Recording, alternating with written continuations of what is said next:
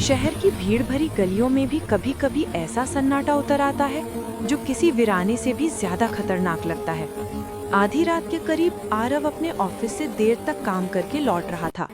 सड़कें खाली थीं, स्ट्रीट लाइटें धीमी धीमी झपक रही थीं, जैसे उनका भी दम टूट रहा हो। हवा में अजीब सी ठंडक थी, लेकिन मौसम में इतनी सर्दी नहीं होनी चाहिए थी। जैसे ही वो पुराने मार्केट के पास पहुंचा, उसे ऐसा लगा जैसे पीछे कोई कदमों की आहट चल रही हो। वो मुड़ा, कोई नहीं। उसने कदम तेज किए, आहट भी तेज हो गई। अब उसे महसूस हो रहा था कि कोई उसकी सांसों के बराबर करीब है। डर की एक ठंडी लहर उसके शरीर में दौड़ गई। अचानक एक बिल्डिंग की टूटी खिड़की से फीकी रोशनी चमकी और भीतर किसी परछाई के हिलने की झलक मिली। परछाई धीरे धीरे खिड़की तक आई, लेकिन उसका चेहरा नहीं दिख रहा था, सिर्फ दो गहरी खाली आंखें जो सीधे उसकी ओर देख रही थीं।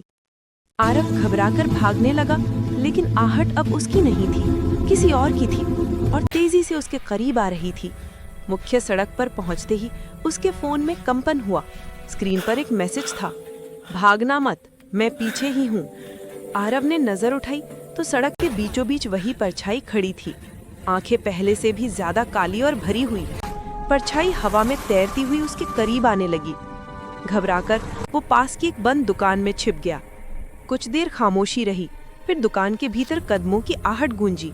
आहट ठीक उसके सामने आकर रुकी। एक ठंडी फुसफुसाहट सुनाई दी। मैंने कहा था, भागना मत। आरव ने कांपते हुए ऊपर देखा, पर वहां कोई नहीं था। तभी किसी बर्फ जैसे हाथ ने उसके कंधे को पकड़ लिया। अगली सुबह लोगों को सिर्फ उसका गिरा हुआ फोन मिला, आरव नहीं।